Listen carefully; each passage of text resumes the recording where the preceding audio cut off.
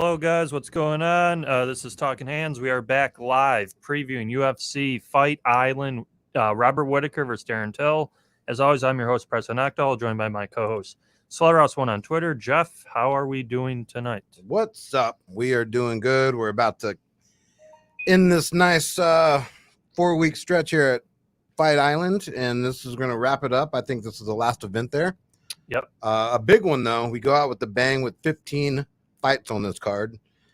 Going to be a long night, long day for us, but hey, that's what it's all about. We're here to make some money, and we're here to help you make some money, and we all want to make some money, so let's get into it. For sure. Before we start, let's just hit some sponsors. As always, we're brought to you by Natural Heights. If you have stress, anxiety, joint pain, PTSD, insomnia, get yourself some CBD oil at Natural Heights. Call them up at 210-492-1060 or visit them at 1880 Nacogdoches Road. And if you watch us enough, we use mybookie.ag for our live Flip That Cash segment. Last week, if you watched, we had Figueiredo for all of it. So we're going to hopefully lock down a play tonight and, put it in tonight or tomorrow. So, yeah, make sure to get involved with that. But, yeah, let's break down Fight Island 3. We open up with Nathaniel Wood taking on John Castaneda.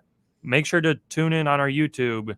James Lynch interviewed Nathaniel Wood. He gave us some insight on what he's planning to do here. So, and we'd love to get the subscribe from y'all as well. So click that subscribe button, help us out here. So let's get started. Yeah, so Wood comes in as a big favorite, as he alluded to in the interview with John Lynch. He plans to knock this guy out, John Castaneda, at Woods catching -425, and Castaneda is catching plus 325. Over and under 2.5 is over, even money under -130. What do you got, Preston? Yeah, Wood. So when Wood came to the UFC, his nickname is the Prospect. He came in with quite a bit of hype. What's good with Wood is he actually does go for the finish. He fights for the finish. Good striking, very good grappling, but again, with the striking, puts himself, in danger sometimes. His last bout, he got knocked out by John Dodson. Dodson hits like a truck. He's fighting John Castaneda here. Debut fight in the UFC. Previously, he was at Combate. Looks okay. To me, doesn't look that great, though. I think Wood... I know he said he wants to knock this guy out. I think Wood would probably do better grappling him, taking him down, working a sub, getting a finish there. But, yeah, I like Wood here. Yeah, I mean, Wood... He's always going to come forward. He's got good workload, got that Muay Thai style, throws great front leg kicks, high volume guy, and like Preston alluded to, the guy's great on the mat as well. He's got 3 submissions on his record, and he's always working on that aspect of his game. He's going to have the edge all around in this, in my opinion. He's got good 1-2s, follows with hooks, quick hand speed. And John, on the other hand, he's mainly a wrestler, but he's got good boxing and good high kicks. I just think this is too much, and I do think he's got a future in the UFC. I just think for now this is too much, too soon for him. Mm-hmm. In the turnaround, I mean, he just found out about this, I think, 10 days ago or something. Yeah, there's been a lot. Like, I even think the next fight, there's a lot of these short notice replacements going up against like more veteran type guys, it's tough to make your debut in that circumstance. I mean, yeah, Castaneda, if you look at his record, he's got 6 KOs and TKOs. I mean, he's got potential. I just think Wood's all around better. The line shows it. I think that's what's going to happen. Wood he was doing pretty good in that Dodson fight, and then he got clipped. Dodson hits hard. I mean, that happens. And now that he gets that loss, takes that L, and gets it out of his way, I think he moves forward, and he makes a strong comeback here, and we see him for quite some time. I like Wood a lot here. Yep. Yeah. So we're in agreement there. We move on to Ramazan Emeev taking on Nicholas Stolze. Yep. So Emeev is catching another big heavy favorite, -410. Stolze plus 310, over and under 2.5, -280, over, under plus 220. Man, this is a classic kind of like Russian style for me. Like, Yeah, I'm not a big fan of this guy, honestly. I'm not either, but he's effective at what he does, and what he likes to do is get in the clinch. Yeah. He'll spend probably all 15 minutes in the clinch if that's where you Yeah, let it him. kind of just smothers you out. Yeah. Exactly. So I think that's exactly what it is. He's a very strong. He's a very strong grappler. Majority of the fights are, like I said, he's controlling his opponent against the fence. He's got pretty good 1-2s, follows with hooks. Got some decent kicks. Nothing too fancy there, but he does move forward and he does put pressure, just kind of like all the other Russians. They're classic Peter Yan type. Or we saw him last week against Pantoja. What's his name? Askarov. Yeah, I mean, all those guys, they all kind of fight the same way. It's that forward pressure, put your head down. They're going to grapple the hell out of you, and, they're going to throw high volume. So, Stolze, I'm not too impressed. Kind of a debut guy. Looks like he's going to be outclassed here, in my opinion. What do you think on this? Amiv is the only way I could side on this, to be honest with you. Yeah, so from what I saw with Stolze, didn't do a whole lot. Decent low kicks, couple 1-2s. Wasn't really doing much. Not a high work rate. Not. Yeah, that's what I don't like about him. Yeah, and then Amiv, he just kind of, like Jeff was saying, puts it on you a bit. But I don't know, he just doesn't do enough for me. I think this price is a little high. But again, he should get him against the cage, smother him, take him down, trip him down.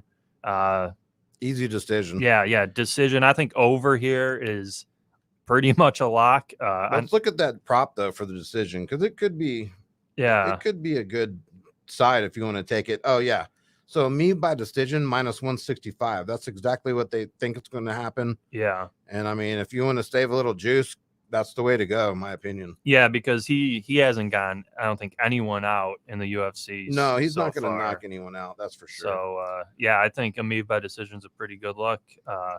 Yeah, I think he'll get it done.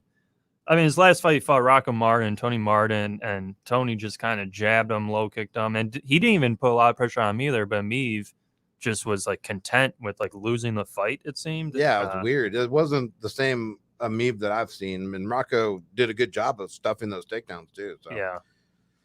Yeah. So we're in agreement there with Amiv. We move on. Betch Kohea.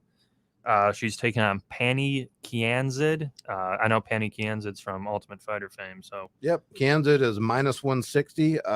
Correa's catching +130. The over and under here, the over 2.5 is -460. The under 2.5 is +335. Go ahead, man. I'll let you go first here. Yeah, not a lot of interest in this one for me. Betch, I guess, has fought the better competition. Pani, her last fight, I watched it last night against Jessica Rose Clark. She lost the first round. Second round, she used her jab more, low kicks, straights. She boxed pretty decently. Rose Clark kind of faded. Betch, she's turned it up before late in fights, and I would say she has the bigger power. She's an older fighter. She's been in the game for a while. She's been in the UFC for 7 years, which is nuts. But yeah, she's fought Ronda Rousey. She's fought Holly Holm. Irene Aldana. She's lost to them, but I think with her is if she gets taken down, she loses. If it's standing, she has enough power. She has enough movement to where she can mix it up enough. I just tend to favor the younger fighter who's more in her prime, so to speak. So Pani has a 9-year age advantage. I think she can move a little better. I think she can kickbox a little cleaner and win a decision. Over is, again, pretty much a lock, but you're probably going to have to lay like 4-1 there. But I'll take Pani by decision. Yeah, I mean, this was a little tougher for me. I don't have much interest in this as well. Pani impressed me her last fight. She looked really good. She's going to definitely be the better exchange. She's going to get the better ends of the exchanges on the feet. She throws some nice straights, good combinations, kicks. I mean, she's got power. She's going to have the range, I think, and the length advantage, but she doesn't have the experience. We don't know how tough she really is. Beth, on the other hand, we know she's tough as nails. She could be one of the toughest chicks in the that division by far in all the women's MMA. I mean, she's been around the block for so long. And I hate betting. I I'm going to side with Beth here just out of a instinct that she can put it on in the second and third round. I think if she can control, get past that first round, which we never worried too much about knockouts anyways in women's. Yeah, I mean, So you almost have to yeah. throw that out the window because you can't really predict that. But I think come 2 and 3, Correa can just grind Penny out, just straight up grind her out. We've seen Penny on her back. She doesn't have great takedown defense, but on her back, she does work. I just think Beth's going to be the stronger, heavier girl on top. And I think this is kind of a decision fight, close fight. And I'm just going to side with Beth for the dog points and the experience here.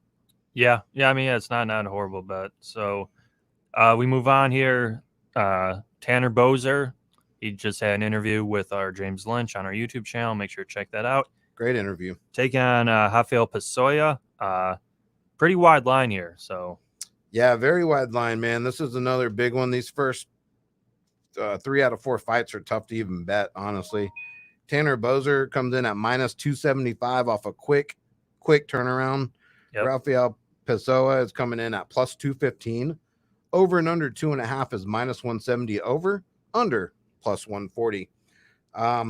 Man, we saw what Tanner can do. He's a good kickboxer. He's fast. He's got good kicks. He stays in the range, in the pocket, in and out real good. You know what I mean? Gets in and out, that kickboxing style. Great kicks. Knocked out Phillips last fight. Yeah, really quick. Really quick. Round, yeah. Looked very powerful, very good.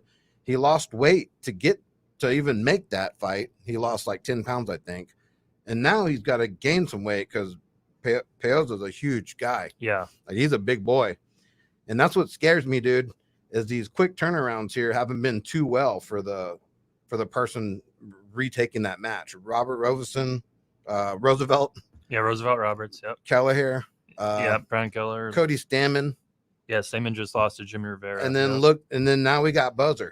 I'm not saying that's a trend or anything, but man, when you have 2 heavyweights here that can fucking knock lights out, I'm gonna side with Rafael here. I just have a hunch the first round knockout's coming. If it gets past that, look, you don't have to worry about this fight getting to the mat. Neither of those guys have any grappling whatsoever that I've seen. Rafael is a black belt, but I've yet to see him use it in any film. Yeah. And I don't know how good of a black belt he is, but I mean, it's got to be pretty bad if you're getting submitted by Cyril Gane. I know, and Gane it took him a minute to get that. We thought he was going to run through this guy. I remember we bet on him. Yeah. But anyway, I'm just going to go. Look, I like Tanner Boser. I think he's got a good future. I just think the turnaround's too much. And I don't know how much he's going to want to bang. He's going to be a little bit smaller guy. Rafael's going to have more power, in my opinion. And he's a pretty exciting fighter. He goes out there and fights. If he doesn't win that first round, I believe Boser probably has the edge. Yeah. But for, plus 215, I'll throw some money on Peoza and just take a shot in the dark. Yeah, so that's kind of what I was thinking. Pessoa is going to have to get him out of there in round 1. His last fight against Jeff Hughes, he looked good, decent. He wings big hooks, big power. He stands pretty heavy on his lead leg foot. And Tanner Boser, we've seen in previous bouts, he uses a lot of leg kicks, and he's quick with that jabs and straight right. So what I think is going to happen is Boser is going to circle out a lot. So is going to try to not chase him, but he's not going to just be standing in front of him in a pocket, trading blow for blow. I think Boser is going to come in, jab him, and just use his movement. I think Boser's got a little better gas tank and win a decision. But Pessoa does have the knockout threat, I think more so, even though Boser did just clock Philip Lens his last bout. But Pessoa is a big 265. So I think it's going to be hard to just drop him with like 1-1-2. He can. Don't get me wrong. I think Boser's live here, but I'm just taking the shot. I mean, straight up. I don't expect Rafael to have the better gas tank or anything. I think in the first round, if Boser comes in too aggressive and like Pessoa hits him with an uppercut or a hook, he's going to knock him out. So it definitely could happen. I'm just going to say Boser probably by decision. That's what I'm looking at. But yeah, because you're right. If it gets past that first round, I mean, I feel like Boser's going to outwork this dude 100%. Yeah. So it's going to be decision. I think Boser's way all the way. But dude, I love I don't mind the first round KO for if you're gonna sprinkle a little something on Raphael. Yeah, or just the plus, what you said, it's plus 220 or whatever. So Right. it's not horrible. So move on to Mike Grundy taking on Movsar Evelev.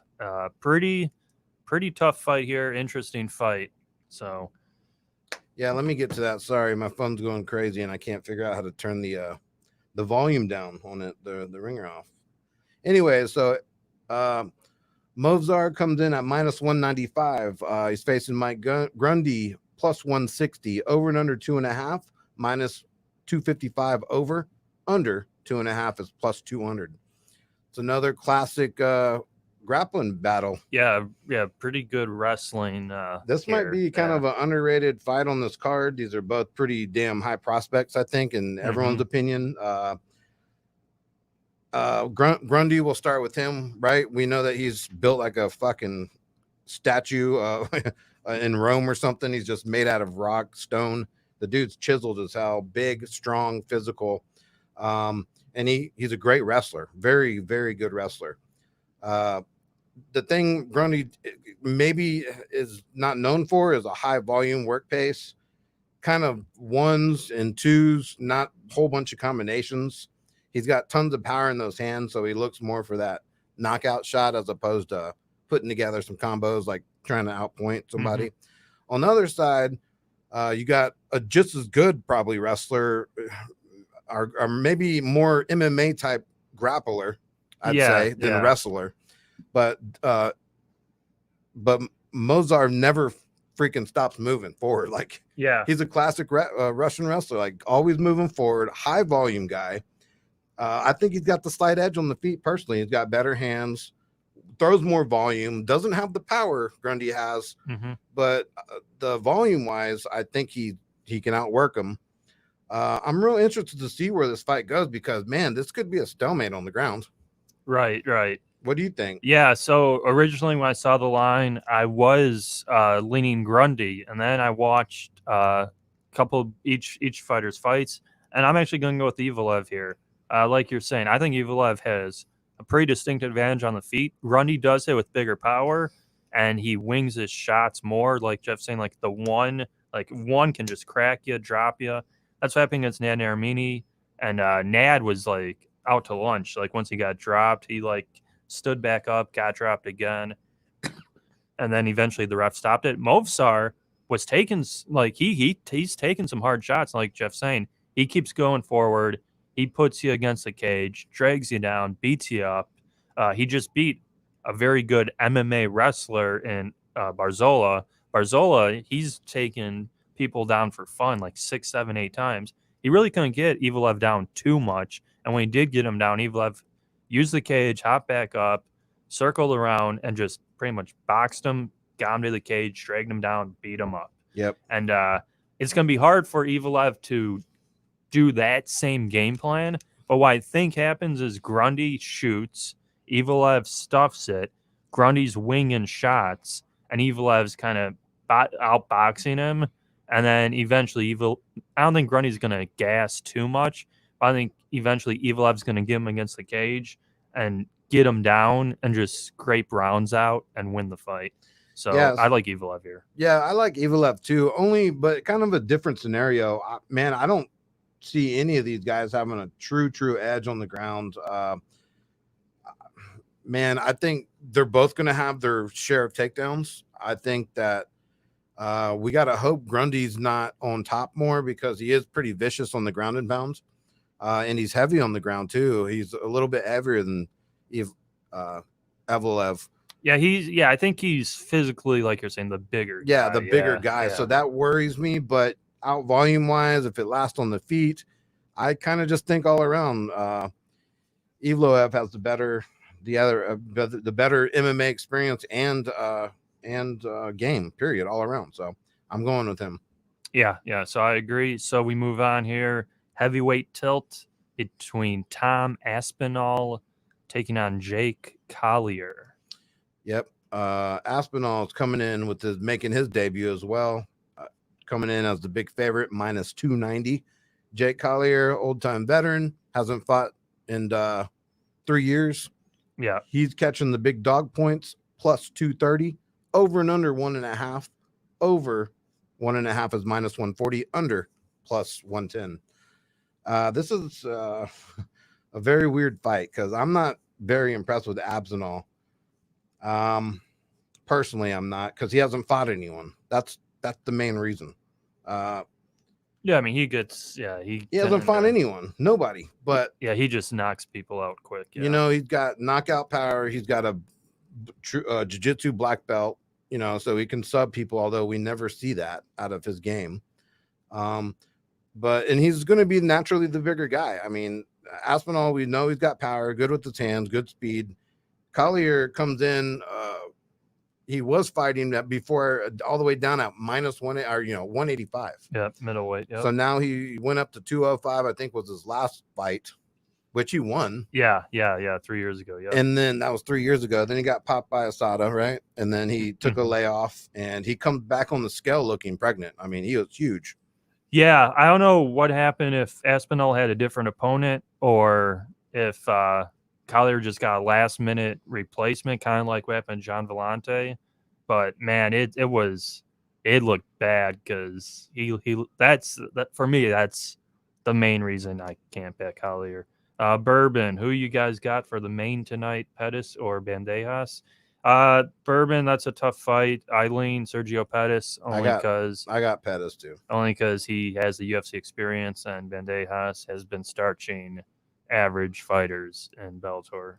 So yeah. So back to Abzanal. Abzanal, we know his training partner is Till. He's got big power. He's a big punching kind of guy, and he doesn't get to fight. He doesn't have the fight experience because his fights don't last long. Like, he's not fighting anyone. Yeah, if this fight goes maybe deep in round 2, but that's the other thing. That's the also cardio. Yeah, but that's why I can't take Jay Collier because he showed up literally 265. Yeah, the guy is really a 205 or 185 he's fought in. It's like impossible to back him. I mean, it's not impossible, but he is going to be the toughest task, I think, to Abzanal's to date. He's got way more experience than Abzanal.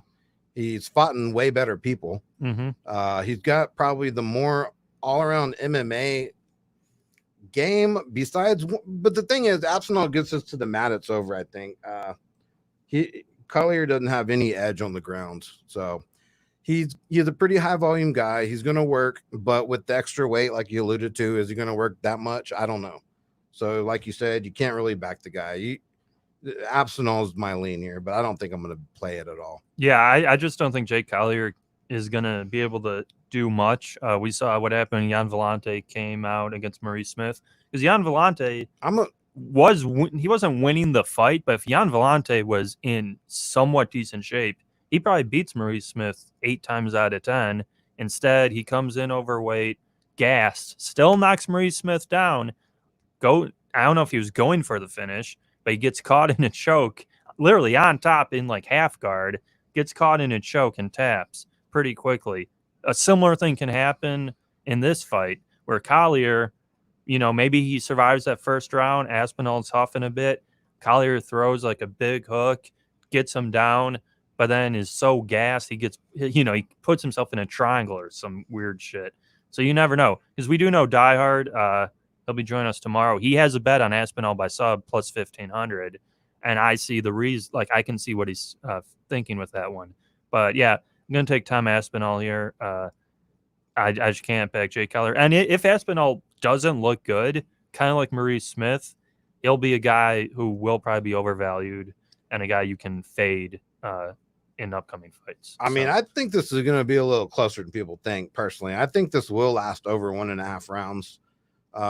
Collier, don't be surprised, dude. He gets in the grappling clinches, and he's very good at it. He's not some deadbeat, coming off the couch. He's got a lot of good experience, and it's a big experience edge, actually, and he's already tough, and he's already gritty, and that extra weight's going to help him be a little bit more padded and tougher and everything else. You got to worry about the gas tank, but don't be surprised if Collier, this is a scrappy fight, for 3 rounds and someone gets a decision. Like I said, Aspinall hasn't done anything to anybody that impressive. So where he getting all this hype from? That's what it is. It's just hype. He hasn't proven anything yet. So back off a little bit. Watch this fight. See how he does. But maybe I'm totally fucking wrong here, but we'll see tomorrow night. So I lean Aspinall, but I wouldn't be surprised if come tomorrow night after a few Jameson shots, I throw 100 down on fucking Collier.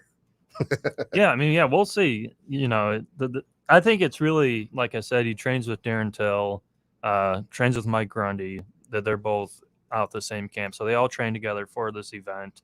They're all fighting at this event. You know, they all probably want to put on a good show. So, you know, we'll see what happens there. So we move on here. I believe the last Nicholas fight. Dalby. Yeah, the last fight on the prelims, Dalby versus Jesse Ronson. Ronson, yeah. So Dalby comes in at minus 255, Ronson plus 200, over and under 2.5. Over 2.5 is minus 110, under 2.5 is plus 170. So another quick turnaround for Ronson. He gets the call to come up. He's coming up weight, I believe. Smaller guy. Yeah, I don't know a ton about Ronson, but I do know what I have watched. His hands look good. I mean, he's got great hands. I don't know if he's going to have the power, the experience, the grit, any of that against Dalby. Dalby's a tough dude, and he's got some good wins under his belt. He beat Selesky, I think.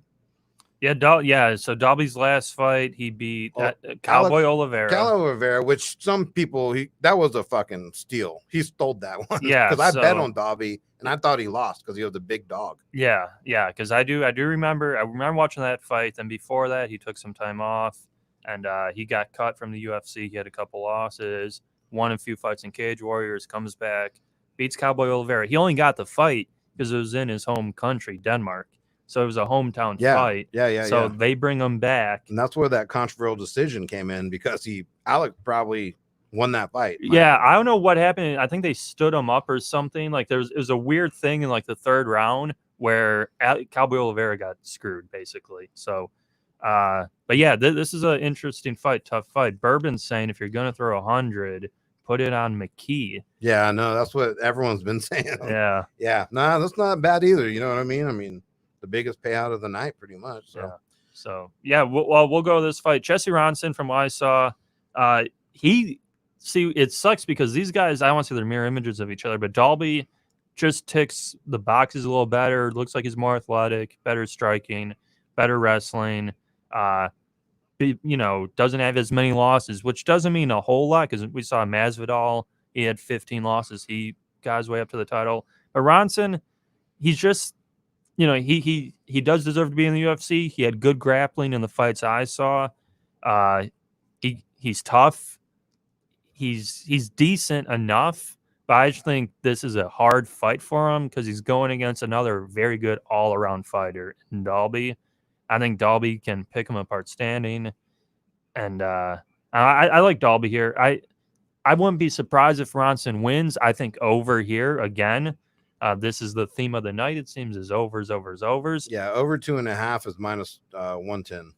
But yeah, I think over here 210. I'm sorry. Yeah, I think over here is another pretty safe bet. I'm gonna lean Dalby. This might be the first. No, I'm gonna take Dalby. If you want to go Dalby by decision too, which I think is a pretty decent side, is plus 125. Yeah, that's not bad because you're cutting that favorite line. Yeah, into plus money. So I do agree with you. I think they are pretty mirror images of each other, although one's got a 4-inch reach advantage and one has, I think, the better all-around MMA game with grappling. Yeah. The thing I don't like about Dalby is it seems like some fights he's on and some fights he's just off. It's like he has to get going before he actually looks good. But I think Dalby does enough here personally to outwork Ronson and just get that decision win. I think he gets a decision win. By no means do I see any knockouts here or any subs, really. I think it's kind of a back and forth battle with Dalby putting more of the pressure and striking together. So I'm going Dalby too. Yeah, so hey, we got Diego in here, Bourbon. What's going on, guys? So we're both on Nicholas Dalby. So we move on to, I need to get my lines up. I believe the first fight of the main card. We have Kamzat, who's the biggest favorite damn near UFC history. Khamzat Chimaev taking on Reese McKee. You can already feel like this. Oh no, it's Trinaldo. My bad. It's Francisco Trinaldo versus Shea Herbert. Yep. My bad. So Trinaldo, the old man Trinaldo, comes in at minus 330 facing Jai Herbert, plus even money now. Over and under 2.5, minus 180, under 2.5, plus 150. Man, this is a tough one for me, dude. It's very tough fight for me because Herbert again. He doesn't have the experience. He doesn't, and we don't really know much about Herbert other than he's going to offensively attack. Mm-hmm. He likes to put on some volume, deadly right hand. That right hand touches you, most likely you drop. But we haven't seen much from his grappling department. In fact, I don't think his grappling is very great. I think he can be taken down. Yeah, I thought it was pretty poor. And not that Trinaldo is known to be taking people down left and right and going for the subs and tap outs, but he's smart enough veteran that if he gets in trouble standing with Herbert, which he very well could, because that right hand of Herbert's is pretty powerful. But I think Trinaldo has the experience and the IQ to get the fight to the grounds. I think he can do damage on the grounds. I think Trinaldo, we know what we're getting with Trinaldo, a tough son of a bitch. Like, yep, he's one of the toughest guys in the MMA, and he's 40 years old, probably. For sure. Is he right? 40 years old? Or? Yeah, 40 or 41. Yeah. Jesus. I mean, 41. It's so hard to back someone that's 40 years old, but a lot of his last fights, we know, like, he should be on a win streak here. Alex Hernandez, he lost that fight. I mean, he lost it, but he really won it. Yeah. And he didn't take any damage in those fights. A lot of these fights, he doesn't take damage. People don't want to sit and bang with him. He's so powerful. I think Trinaldo's got the edge here slightly. I don't know enough about Herbert, feeling comfortable to back him. I know he's got a strong right hand. He's going to put that offense on, but his defense doesn't look great. And look, either one of these guys can drop each other, but I think if anyone's more likely to be dropped, Herbert's going to be dropped. So I'm going with Trinaldo here. Okay, so we have, I believe, Jason from the Sports Cave coming in here to join us. What's up, boys? What's up, Jason? How are you guys? How you doing, brother? Hanging in, man. Hanging in there, man. Just trying to get through. Just another day. Yep, we're gonna get on to this Fight Island and get off Fight Island and keep making money all year long. Yeah, are you guys excited that baseball's back? Man, it's weird because I'm a huge baseball fan, but I don't know. I feel kind of weird about it, to be honest with you. I feel like I like traditional baseball, like crowds and full seasons and shit like that, full rotations, and I don't know. It just feels off a little bit, but I'm glad it's back. Something else to bet on. Those cardboard cutouts in the stands at the Dodgers game was weird, man. It was fucking weird, dude. Everything about it's weird to me, dude. I mean, like a home run ball going to an empty crowd just feels weird. Yeah, I hear you.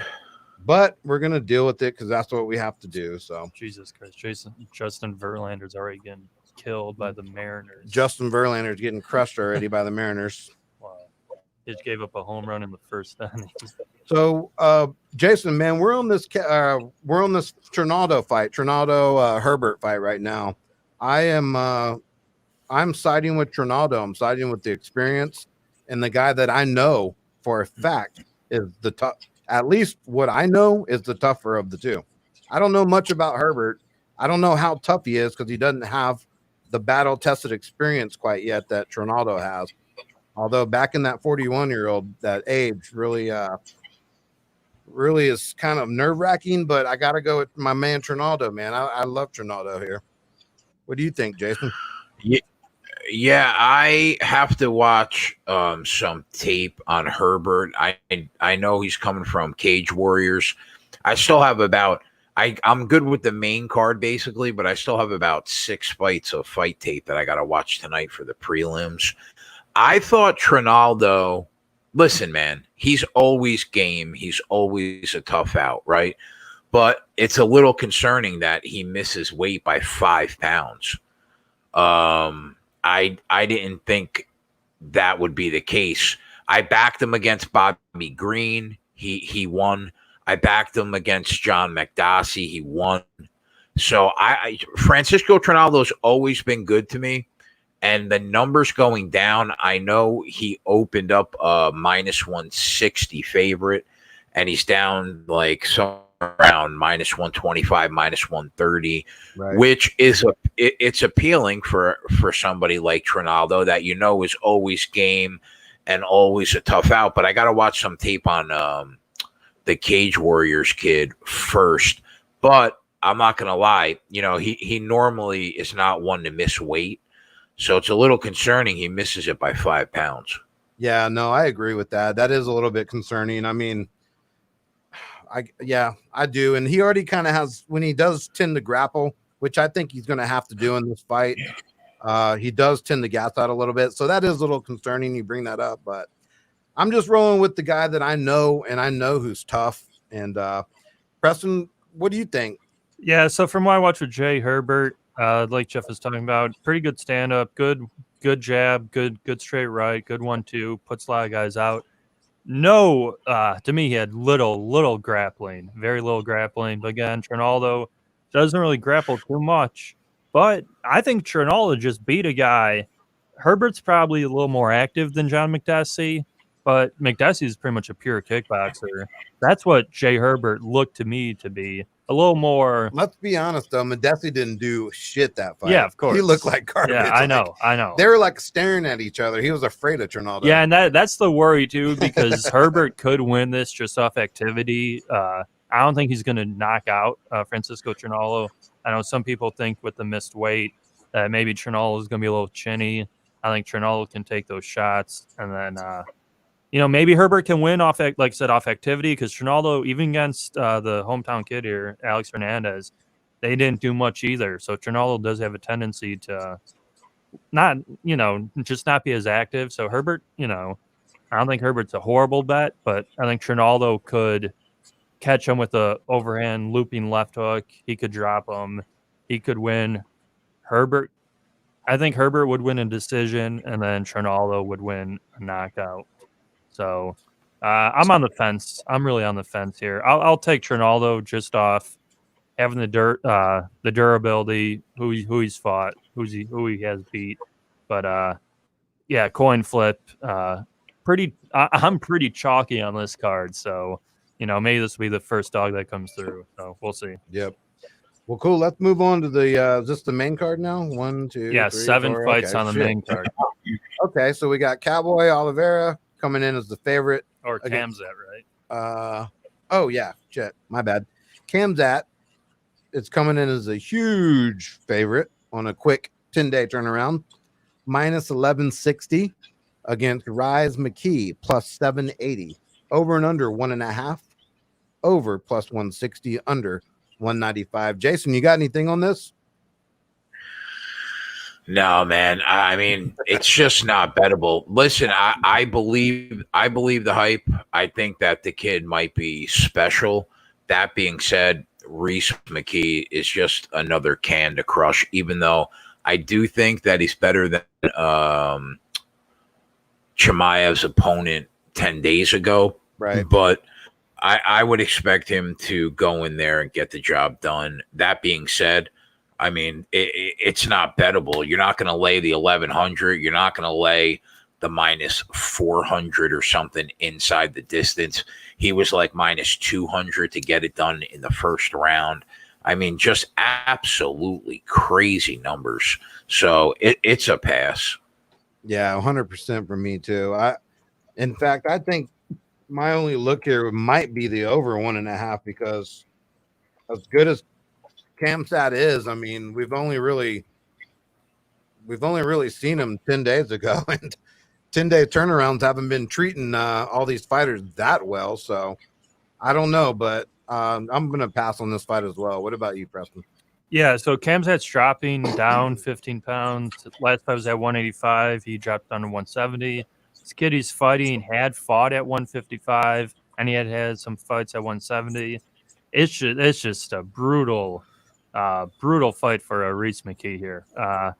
I don't see much for him. I think Kamzat can bully him wherever he wants, takes him down, ground and pounds him. He could catch him. He could even catch him on the feet and then, drop him, sub him. Yeah, I guess Kamzat's going to, obviously he's going to win. I mean, he's minus 1,100, but stupid line. Until they match this guy, they got to match him with someone, top 15. Maybe then you'll get value off him. But the whole, he's Khabib 2.0. He says, I'm going to smash like Khabib did. So he kind of knows what he's doing with that. So, yeah, Kamzat's going to win. It does feel like he is kind of the budding star. Like UFC's really going to want him. I mean, the hype is real. Yeah, Dana loves him. I mean, he looked great, but I mean, I said earlier, maybe if you wanted to, this could be like the first fight, a quick first round sub. I think Kazmat by submission is minus 110 to even money right now. So I guess that's one way you could play it, but yeah, probably better just to watch the fireworks. Let's move on to the next fight. I think we're on agreement there. I think the whole world's in agreement there, except for the $5 bettors that are going to throw a little $5 on McKee here and there, which is fine. I mean, if they hit that, more power to you. Okay, so the next fight, we're going back to Cowboy Oliveira versus Peter Sabatta. Alex Cowboy is coming in at minus 165. Sabatta plus 135. Over and under 2.5. Over minus 120. Under minus 110. Preston, what do you got? Yeah, so this is going to be the first one, and I've bet against this guy a few times. Gonna go back to the well here. I'm going to take Peter Sabatta over Alex Cowboy Oliveira. Sabatta, I think on the feet, they're pretty close. Sabatta has good jabs, good leg kicks, good straights. Cowboy will always make it a fight. Like, that's what it's going to be. This is going to be a good fight. But I think Sabatta has a little more skill technically to where he can hit him with those straight shots. I don't think he's going to put him down, but on the ground, even if it gets to the ground, they're going to roll around. Sabatta has decent jiu-jitsu, decent grappling. He was in the UFC before, got out, came back to the UFC. Sabatta's pretty good. He's not chop liver. Oliveira looked okay against Max Griffin. When the going got tough, he kind of controlled him on the ground. Even on the ground, he got reversed too and got beat up pretty bad. He lost a fight he should have won. We talked about against Nicholas Dalby earlier. And prior to that, he kind of got not beaten up bad, but out kickboxed by Mike Perry. Sabatta, I guess a little higher step up in competition for him. He hasn't fought since getting knocked out by Leon Edwards 2 years ago. So, I mean, Oliveira's not as good as Leon Edwards, obviously. But, yeah, I think Sabatta can get this done. I like Sabatta by decision here. I like Sabatta here. Yeah. Jason, what do you got? Interesting fight. My issue with that is that he opened at plus 160, and right now Pinnacle's got like plus 135. So you're losing 25 cents of value if you take him. I mean, Cowboy Oliveira, he's wild and fast and really chaotic, but there are times that his striking still looks sharp. I think he still has decent hand speed. He's still a striker that dips in and out of range and attacks with accuracy when he's not being wild.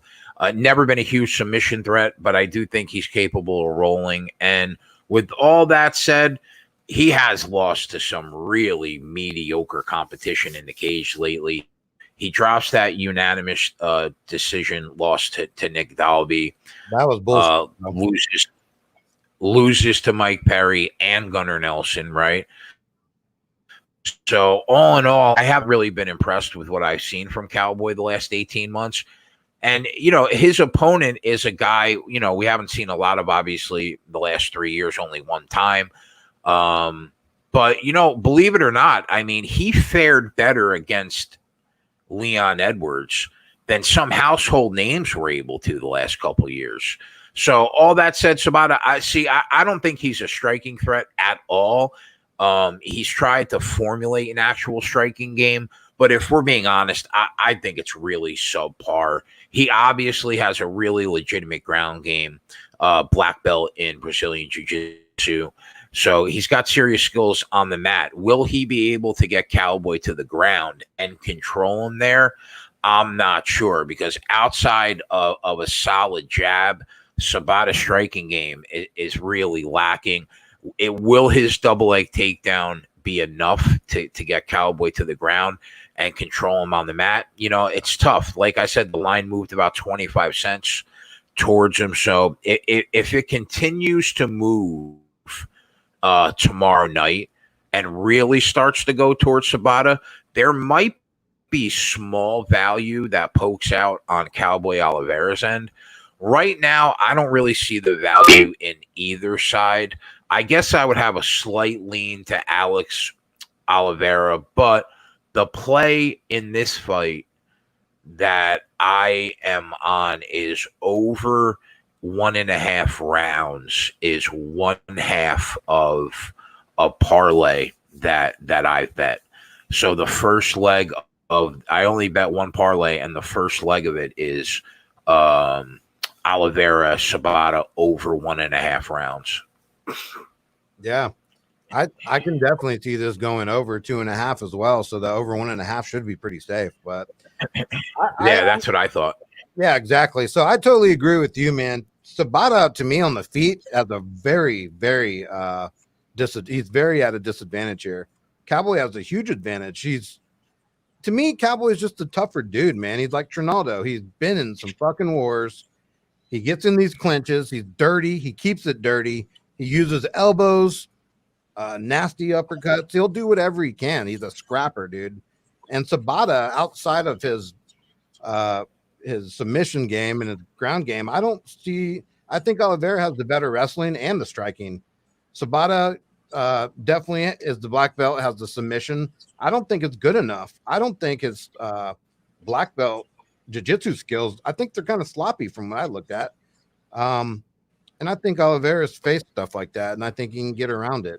I'm going Oliveira here. I think he beats Sabata up, and I could see a TKO in this fight, to be honest with you. Okay, so we'll move on to, now I'm going to try to pronounce the first name, Antigulov taking on Paul Craig. All right, let me get my lines back up because I lost them, but this last I looked, this was a pick 'em. I think Craig's a favorite. Okay, now. so Antigulov comes in at Antigulov comes in at plus 105. Paul Craig's catching minus 135 here. Over and under 1.5. Over even money, under minus 130. Preston, what do you got, buddy? Yeah, these are two guys who have a lot of deficiencies. Yeah, not really a fight I'm looking to back. Maybe the under, but again, you're laying juice on the under. So Paul Craig, sometimes he looks actually decent. It looks like he's improved his hands enough, but we know he's more of a submission threat. He'll take bottom, go for subs, try to get you out of there. But again, he accepts the bottom position way too often, to where Antigulov could, if he wants, try to lay on him and beat him up there standing. Problem I have with Antigulov was a few times standing, it seems like he was getting dropped by every punch that was getting landed on him. I think it was against Kutalaba. Like, he got dropped, it seemed like 3 times against what's his name, Michael Lord. Same thing was happening in that fight where he just kept getting dropped and dropped. Craig doesn't really have like devastating knockout power, but we've seen him, improved his hands, like throwing more hooks. He was hurt in Shogun a lot, and Shogun somehow is in the co-main event tomorrow night. So we see where that got him. I guess I'm going to take Paul Craig. I'm just not too impressed with Antigulov. Seems like he has a lot of chin issues. Maybe this turns into like a decent grappling match, or it could just be a very not boring, because I think they're going to run at each other and throw a lot of weird stuff standing, and then one of the guys will drop. And really, if Craig gets dropped by Antigulov, I could see Craig getting a sub from bottom. I'm going to take Craig here, but not a fight I have much betting interest in. Yeah. See, I think Craig's fucking outmatched in all this. And a Glove is the submission artist as well. I mean, yeah, he has a lot of subs. He's also the better by far wrestler. I mean, I just don't see this fight standing. This is definitely going to be a grappling match, and I give the edge to Antigulov. I think he's going to outwork this guy. I think he's very good at controlling his fighters. He's smart enough to stay out of the submissions. He's got the better inside boxing all around stand-up game. We've seen Paul Craig. He's gotten better on the feet, but he's not great at all by any means.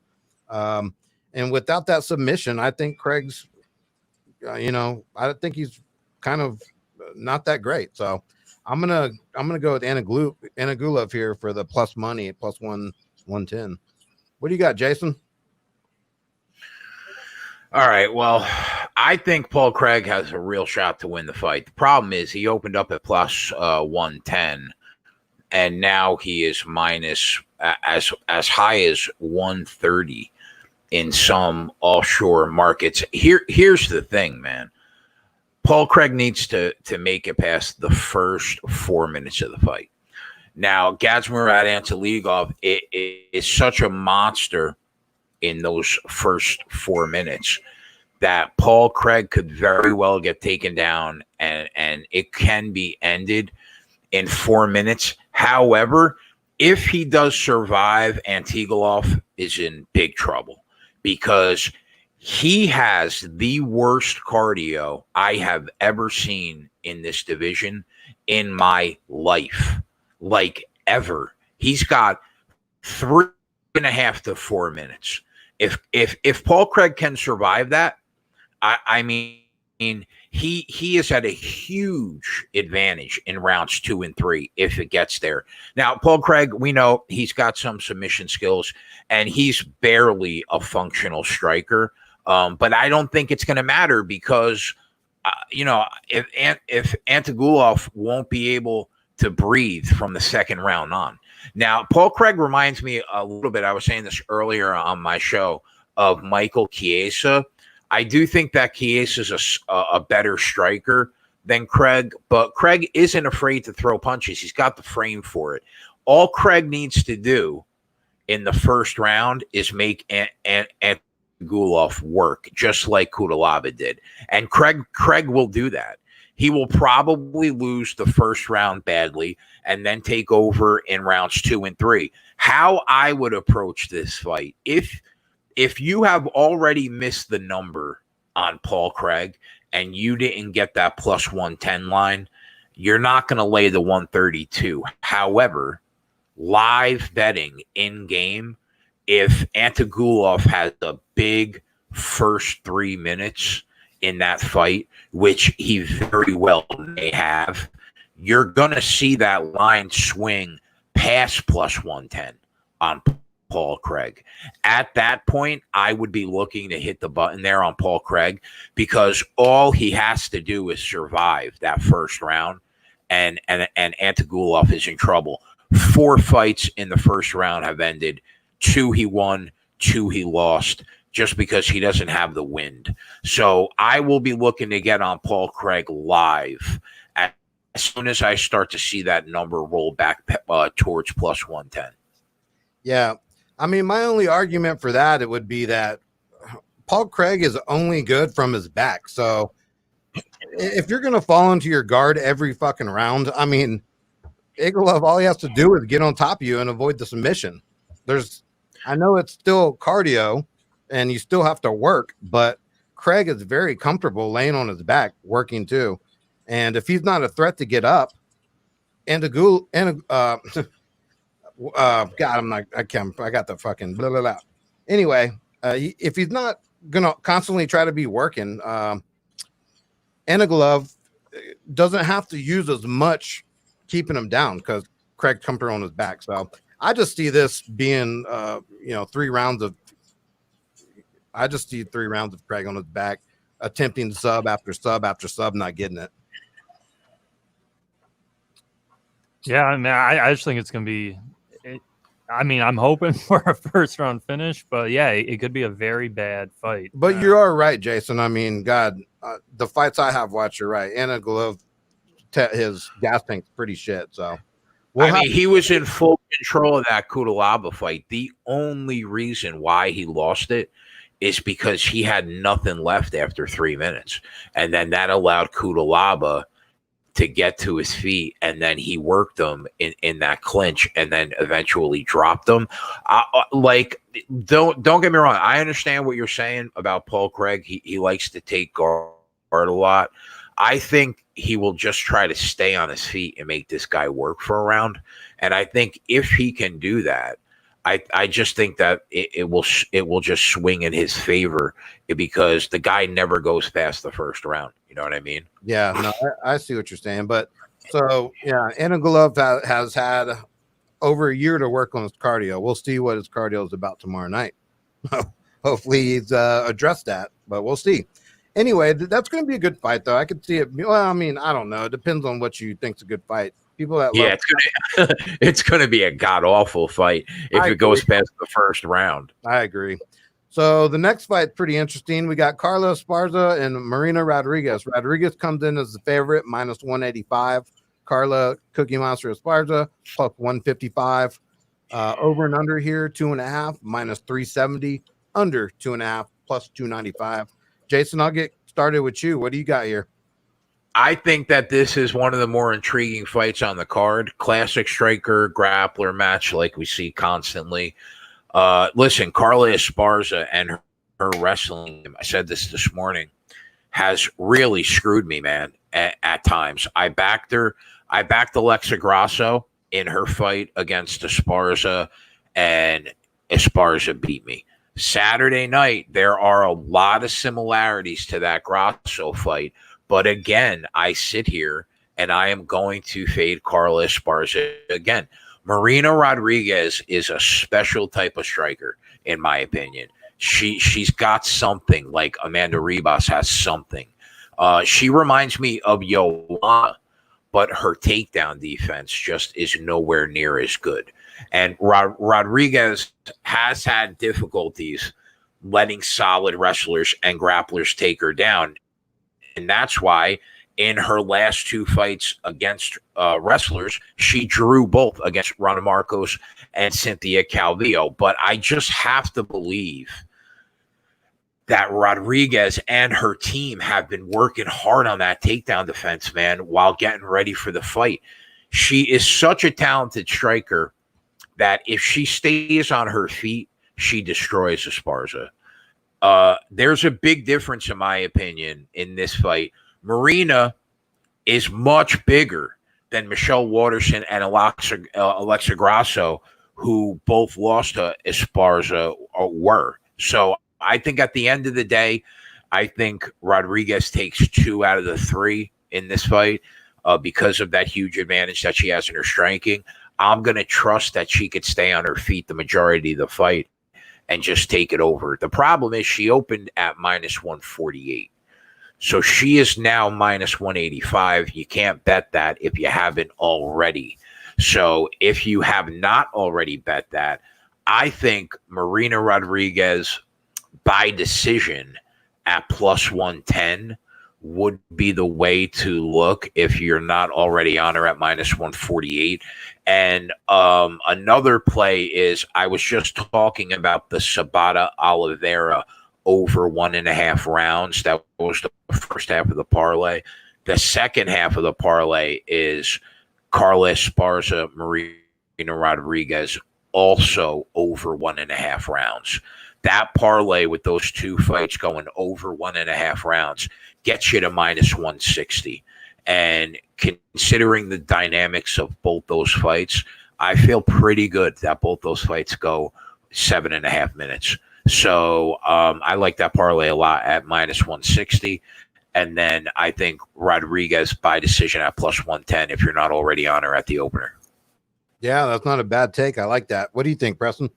Yeah. So, to me, Marina Rodriguez already pretty much fought this fight. She fought Tisha Torres last year, dominated her in the clinch. Esparza, even though she was a very good wrestler, she hasn't really been going back to her wrestling as much as she used to. She just beat Michelle Waterson That was a very close fight. Could have gone either way. She used like her stand up looked better. She had a decent jab. You know, she was hitting her with some good low kicks. But Rodriguez, like you're saying, towers over her. She gets her in a clinch. She's gonna knee her to death, jab her to death, straight rights down the pipe. And I'm not a big Carla Esparza fan either. I told Clint this. The fight you're talking about, I also had Alexa Grasso in a parlay to close out another $5,000, and somehow I think that fight should have been ruled a draw, but they gave it to Esparza. So got fucked. I'm with you, buddy. I'm with you. Yeah, got fucked there. So you know, this isn't like revenge or not anything, but I agree. I think Marina Rodriguez is very good standing. And yeah, her takedown defense isn't great, but Cindy Calvillo, I think, is a better wrestler currently than Carla Esparza. She goes for the takedowns more. Esparza's been again, you know, in love with her striking. She knows she has to wrestle here. I think the first round she's gonna try, because even then, if she can't shoot the double and get her down, if she clinches up with her against the cage, she's gonna be eating elbows, punches, knees.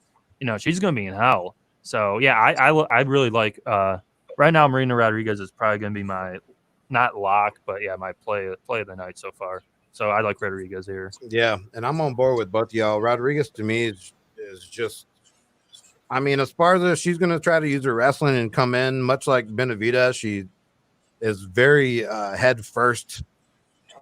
She always rushes in with her head first, and if that's the case against Rodriguez is just going to pick her apart, and I think freaking like Preston said, take those straight.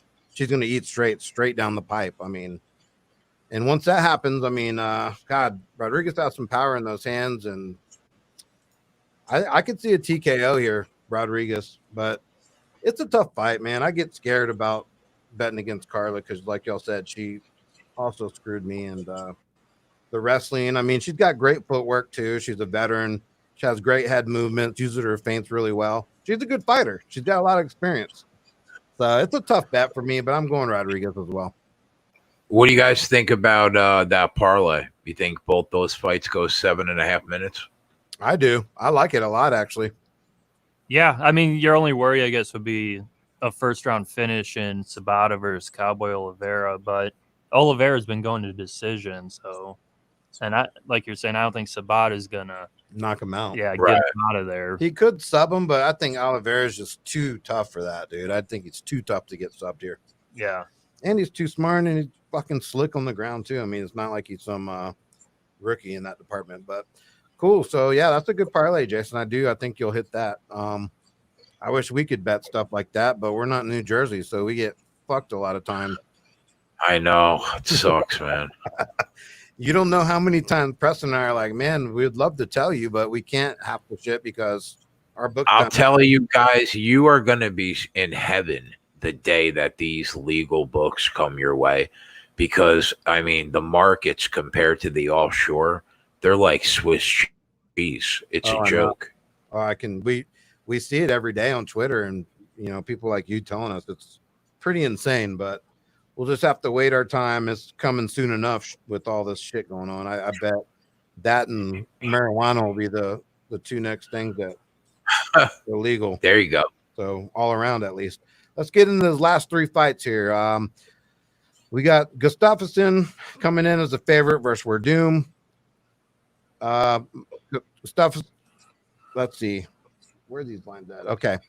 Yeah, Gustafson is minus 315, where Doom is plus 255, over and under 2.5, over minus 115, under minus 115. Jason, let's start with you. What do you got, buddy?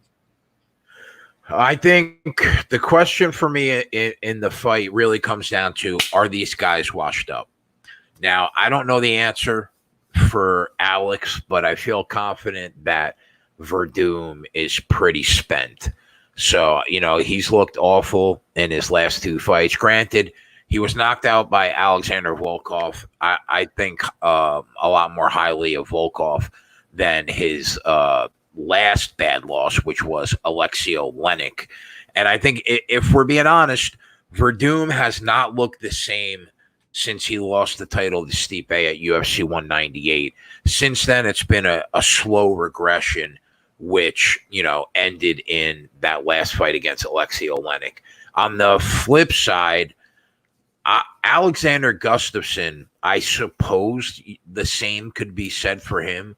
He makes his heavyweight debut, obviously, but I understand the move, man. He will never beat John Jones.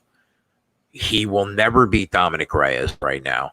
And he just doesn't want to cut the weight anymore. So I get it. I personally think Alex is an extremely skilled guy and will go down in history as one of the best fighters in the UFC to never win a title. So my read on the fight, like I said earlier, is it will probably be a close fight in round 1. And then I think early in round 2, Gustafson takes over with probably a very big cardio edge and obviously a clear striking advantage. And I think, he wins an ugly decision from there. That said, he will have to come to fight because I do think Verdum will pose a threat in round 1. He's an improved striker, obviously a takedown threat. We know how good his jiu-jitsu is, right? But I just think once you get deeper into the fight, I just think his gas tank isn't there anymore. Now, I would not lay 350 on Gustafson, but I don't think plus 175 is a bad price for Gustafson by decision, because I can see just, listen, Verdum is a durable guy. So I could see him last 3 rounds in a ugly heavyweight 3-round decision, 2-1 or 3-0 Gustafson. I think plus 175 is a really solid price. If you think he gets it done inside the distance, you guys can get plus 120. But I think we probably see the judges' cards. So my lean would be Gustafson by decision plus 175. I apologize, bro. My allergies are screwing me up. I could barely breathe out of my nose. But yeah, plus 175 by decision is my lean. Not bad. What do you think, Preston? Yeah, this is a weird fight to make. Like you said, Verdum looked really bad against Alexei Oleinik, and now Oleinik's going to fight Derek Lewis. Oleinik's not a guy I think much of. He's kind of more of a one-trick pony. Gustafson, though, he retired last year. I don't know what was up with him against Anthony Smith. He kind of didn't seem like his heart was in it. His head was in it. He eventually got beaten up, beaten down in that 4th round, subbed out. And Verdum, like we all know, is a really good jiu-jitsu threat. He subbed out Fedor, Kane. But again, that was, 8, 9, 10 years ago. It's been a long time since Verdum's been, at the top of the heap. Gus should have the cardio edge. He should still move around better. First fight up at heavyweight, he weighed in at 240. He didn't look horrible. I wouldn't say he was shredded or anything, but I personally do think Gus is not quite past it, because I do think he's going to get a win here.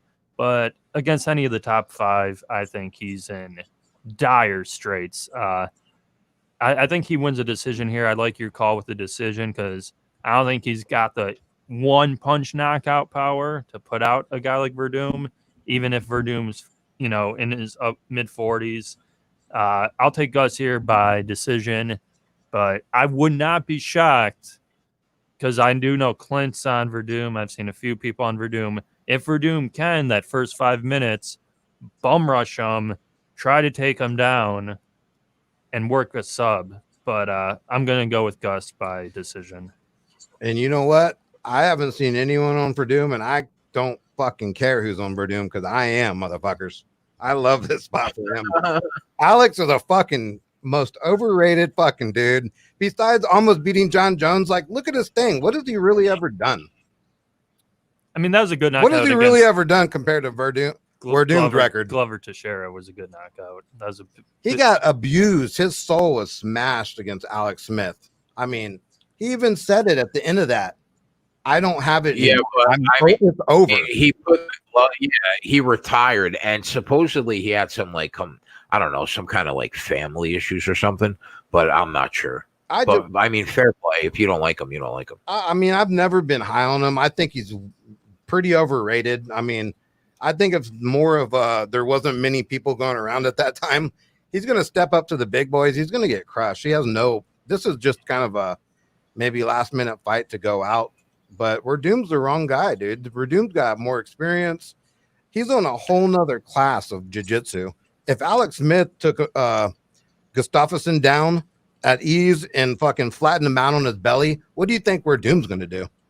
You liked how he looked against Alexei Olenek? No, I didn't. But I also watched an interview that he admitted he was out of shape. He wasn't ready for that camp. He had a short camp because that was the start of all this shit going on.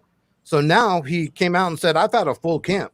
I looked at him in weigh-ins. He looked good. He didn't look bad at all.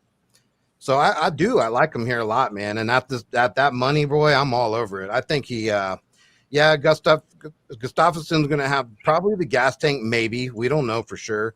He didn't throw a whole bunch of volume against Smith. Not like he was super active in that fight. I just don't see it, man. I think Verdum's got the edge here. I think he's tougher. His stand-up is very hard to deal with that Muay Thai style. His clinch. He's got a strong-ass clinch, strong-ass knees, and he's going to get this fight to the ground and sub Gustafson easy. I'm taking that 230 and I'm running with that shit.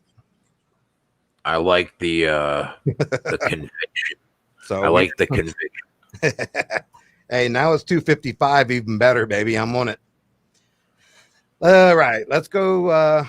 We all can't be on the same sides. It wouldn't be no fun now, would it, Jason? That's true. All right, let's get to the Battle of the Legends here. If the last one wasn't good enough, we got two Battle of the Legends. How many 40-year-olds are on this card? I think there's a record-breaking 5. Yeah, it's bad. It's bad. It's pretty bad, but It's so bad. This is bad, and I don't know why you have to shove 15 fights on the card, but hey, I ain't gonna complain. But kind of am. But so let's go with Shogun. Shogun's coming in at minus 190, facing Little Nog for the third time, right? Mm-hmm. The trilogy here. Little Nog's catching plus 155, over and under 1.5, over minus 115, under minus 115. I'm just gonna take this short and easy. I don't see much changing here. I'd see TKO, Shogun, Little Nogs, bye-bye, 44 years old. Yep. You're a legend. I love watching your fights, but later, dude. And Shogun, I don't see how much more he can go either. This might be sending both of these guys off. But I'm gonna give Little Nog something. He rocked Shogun in the last fight, and if it stands, anyone can has a chance. But Little Nog's takedown defense is pretty miserable, and Shogun can always rely on that wrestling. And I think it's an easy win for Shogun here. What do you think, Jason? My question, Jeff, is why are we watching this fight? I know. I mean, Little Nog's going to be 45, bro. I mean, that's crazy. I mean, listen, Shogun's 38, right? He's 6 years younger. He wins the first and second fight. Little Nog and Shogun both really have not looked that good lately. I mean, Shogun draws with Paul Craig. Little Nog beats Sam Alvey, but what does that mean, right? So I guess it doesn't mean he's got some power still. I'll tell you, I would not lay the 188. Yeah, with Shogun, right? But for a degenerate play for people at home that just want to bet the fight, the only angle I see is plus 110 inside the distance for Shogun. I don't really see another angle, in my opinion, aside from that one. I'm probably not betting the fight, but if you had to nail me down, Shogun inside the distance plus 110. Yeah, I like that. I think that's a good one. What do you think, Preston? Yeah, I have no interest in this fight at all. Even with me, I liked Shogun a lot back in the day. But again, this is a guy, I think he should have been done after he got knocked out by OSP 6 years ago. Oh yeah, for sure. So he comes back, he fights Lil Nog in that, legacy fight. Okay, retire then. That's 5 years ago. Of course he doesn't. The other deal with Shogun, I lost maybe the third most money on one bet I've ever made. I bet so much money on Tyson Pedro to beat Mauricio Shogun Hua. It is insane. Tyson Pedro's knee goes out. He's beating the shit out of Shogun. His knee goes out, and he just cowers, and Shogun stops him. I digress. That was, again, that's when Tyson Pedro was supposed to be a legitimate light heavyweight prospect, and we haven't heard from him in 2 years, so he sucks. Lil Nog, the guy, just got starched by Ryan Spann. Spann, we've seen, though, hits hard. But he couldn't do shit with fucking Sam Alvey, so that's fucking. Yeah, which isn't. Yeah, that's not a great look either. You're right. That whole math shit doesn't work. That's proven. That's proven right in those three scenarios there. Yeah. So, but again, I think Shogun, the 6-year age advantage helps him. He's been more active. He's fought. Just being more active. He's more acclimated to fighting. Lil Nog, one punch might drop him. We really don't know. He's. Just that age is horrible. It does seem a little dangerous for a 45-year-old to be taking some fucking shots like that to the brain. Yeah, the last one I remember that was that bad was Randy Couture when he fought Lyoto Machida. Yeah. I think Randy was 46 or 47 years old, and he fought Lyoto Machida. He got crane kicked and knocked out, which was horrific. But, yeah, I'm going to go with Shogun here. I'm not going to bet it. I don't like a side here. But I'll go with Shogun, and hopefully it ends in the first round. I don't want to see 15 minutes of these guys trying to fight and relive the glory days. So, yeah, I'll go with Shogun. Yeah, so shit. I think that's pretty much a wrap. We got the main event coming up, and man, all my odds just went down. This is horrible. So let's get on to the main event. I know what the lines were, but so Whittaker comes in as the favorite. Yeah, 130, 135. Yeah, it was minus 135, and Till is now the dog, slight dog, plus 105. And I don't know the under and it's over and under. 4.5, unders minus 130. Okay. So over's even money. You got it up? Okay. Yeah. Cool. So let's start off with you, Preston. I know you got probably the most rooting interest out of all of us here for this fight. Yeah, so 2 weeks ago before Fight Island started, I made a somewhat degenerate 6-fight parlay. Rose, Usman, Cater, Figueiredo, Till, DC. So we've hit our first 4. Now we're on the Darren Till, Robert Whittaker fight. Interesting fight here. When you watch Robert Whittaker, it does look like he has all around the better MMA game. However, we've seen it. Been in 2 wars with Yoel Romero. Just lost the title in October to Israel Adesanya. And my issue with Whittaker is when he comes in, he drops his hands. I mean, Till does too, but Whittaker really will drop his hands to get inside to throw that hook. His best weapon to me in this fight is going to be that head kick. That head kick he does, that's my worry for Till. But I know people are saying the size advantage isn't much, but Till is the taller guy. He's going to have a little bit of a reach. We've seen him get into technical fights. If it stays standing, technically, I think he can hit him with the jab, hit him with the straight. We saw him against Masvidal. Masvidal came in, bum rushed him. Till caught him right with that straight left, dropped him. Sure, Till got dropped and knocked out, which wasn't great. He's moving up, second fight at middleweight. He should be more acclimated to the division. He's pretty big. He did beat Kelvin Gastelum, who was top 5, who was off a knockout, not a knockout loss, but a title loss to Adesanya. Whittaker now off a title loss to Adesanya. Whittaker Gastelum, when that fight was made, was like a pick. So, I think the Gastelum win's good. It looks bad now because Gastelum got tapped out in 2 minutes last week. So it doesn't look as good. And yeah, Till didn't do a lot, but in Till's best wins, he hasn't really done a lot.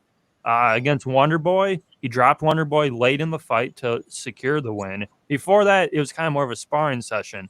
I think Whittaker will push the pace and will push the fight to Till, but I think that will feed into Till where Till can counter him. My worry is, like I say, it's that head kick. I'm mainly worried for the head kick because I think Till can avoid the hooks. Whittaker does have the grappling edge if he chooses to grapple.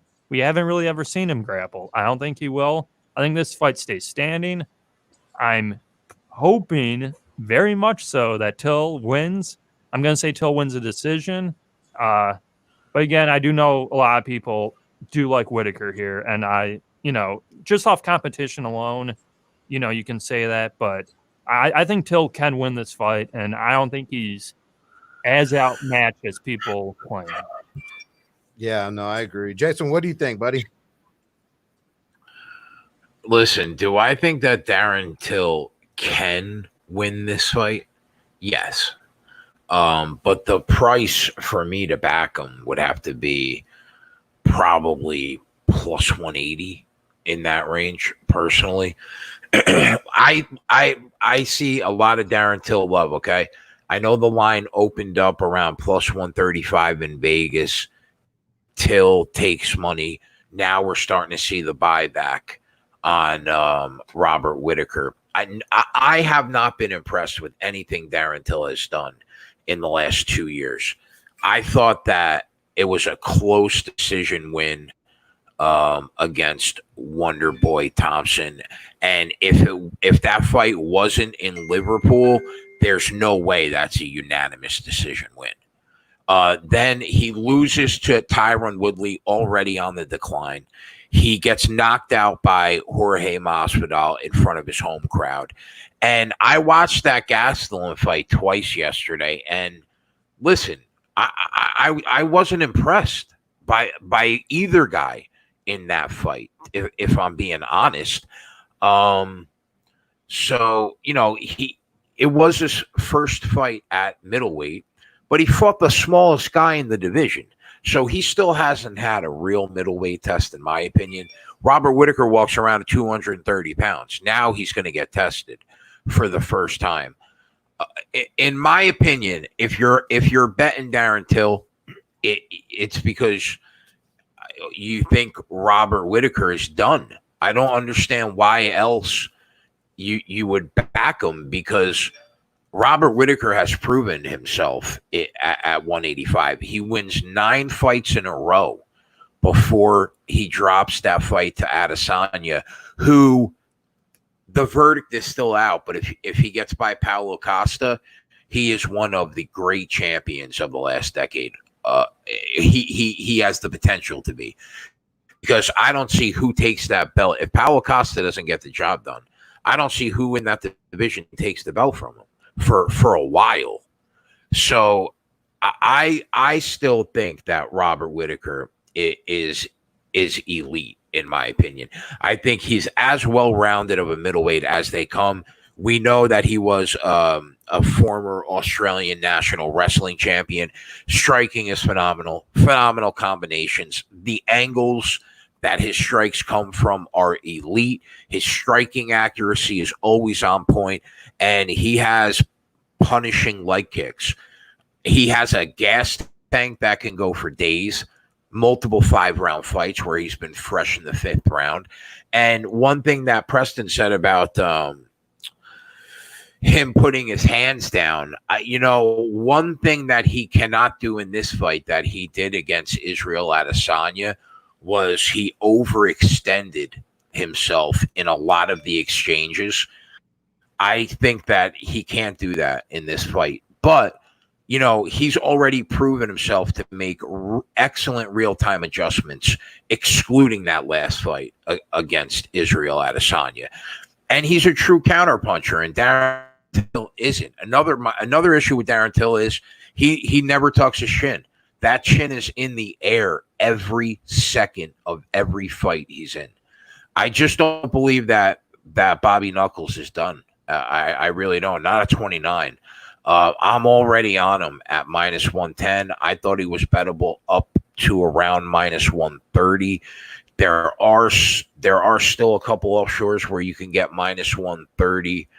And I said on Sports Grid this morning, Darren Till is very popular in Europe.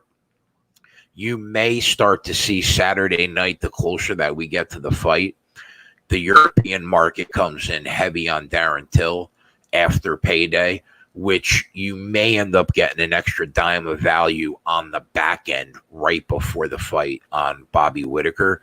But that said, I have to plant my flag with Robert Whittaker. I just think he's a level above Darren Till right now.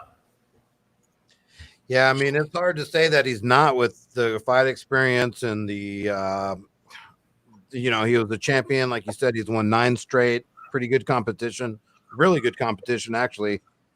I guess there are the few things that you can mention as cons, which are he does, leave himself open the way he strikes. Robert Whittaker does. And then, like you said, Till does the same thing in a way he leaves his chin up. So, man, this is a little bit tougher to me than I'm kind of right in the middle. I kind of agree with both y'all in a sense. Man. I honestly got reasons to bet Till and I got reasons to bet Whittaker here. So I haven't decided yet. I'm gonna leave it at that, man. I don't know because I could see Till with his particular style. He's more of a counter striker, the Muay Thai style, the stance, real good at in and out, long, rangy. And if he fights like that, I could see him maybe pointing away at this.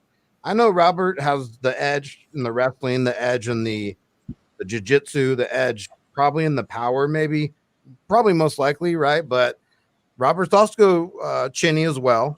We've seen Till get knocked out too. Man, it's very close to me because the Whittaker, just from hearing him talk, like that does mean something when you say that you were done. I mean, I don't know, man. I'm gonna put my pick out tomorrow for this fight. I don't know yet. It's too. I quick. like it. I like the suspense. It is just because I want to say Till because obviously Preston's got a huge parlay that he put in 4 or 5 weeks ago, and at the same time, I've kind of always been a fan of Robert, but I could see things Till can do to really bother Robert if he goes for the takedowns. Till showed in his last fight versus Gastelum, he was really good stuffing the takedown, and what he does is he's getting those clinches, and he's very good in the clinch. He's got hard knees that could hurt Robert in the stomach. Great elbows coming off the clinch. God, you just have to worry about Robert getting on the ground. I mean, that is kind of the issue. And like Preston said, that head kick. So I'm stalemate on this, man. I'm torn. And it's kind of like you said, Keg, with the value. Maybe if Till was that 1 plus 180, I'd be all over it. But like you said, the value there kind of was throwing me off here. But I don't. Wouldn't you agree that those takedowns that he stuffed against Gastelum, right? I mean, Gastelum's really a welterweight. I mean, he hasn't even really fought a middleweight fighter yet. Yeah. That and certainly not somebody that's got the. I mean, he was picked to be on the Australian Olympic wrestling team, and he declined the invitation. He just never uses that skill set. Like I said, I think Preston is live. But I don't to think hit that part. No, who's freaking who was the ex-champion that Usman just beat? Woodley. I don't think Whittaker's no Woodley. Like he's not going to do what he did to Till. Yeah, no. Whittaker's not going to do what Woodley did to Till. Well, a lot of my thinking too is no, I was going to say I think Till is more at the age to where I think he has more room for improvement than I think Whittaker. We've pretty much seen what Whittaker's best at. I think Till could make, some decent improvements.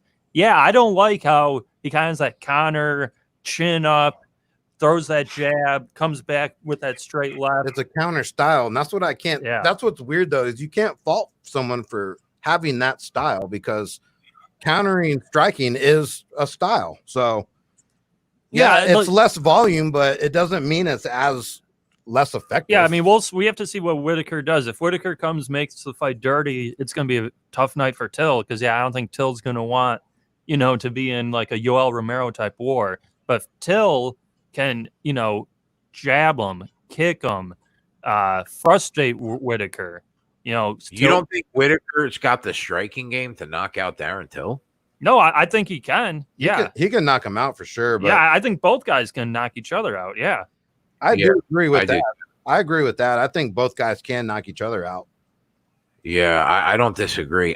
Like I said, I think Till is live, but I just think based on the body of work, I think he should be a bigger underdog than the respect that they're giving him. Well, that's what I think too. I don't understand. That is kind of the point, though, Keg, is like, why isn't he? Why isn't he? Yeah, the line to me makes no sense, because I think everyone, and from what I've seen online and talked to people, I think I have the only Darren Till ticket in the United States. I haven't seen anyone take Darren Till. Like everyone, I know a couple people, but a lot more people are on Whittaker. But we've seen, especially in this sport, we're dealing with a public right now that's got nothing else to bet and has no idea what the fuck they're watching. Like you know what I mean? We have been able to take advantage of some lines the last 8 to 12 weeks that have been dramatically off, because the public has no clue what they're doing with this sport. They're only doing it because they can't bet baseball or they can't bet basketball. So, I think that's more the reason for this line than anything else.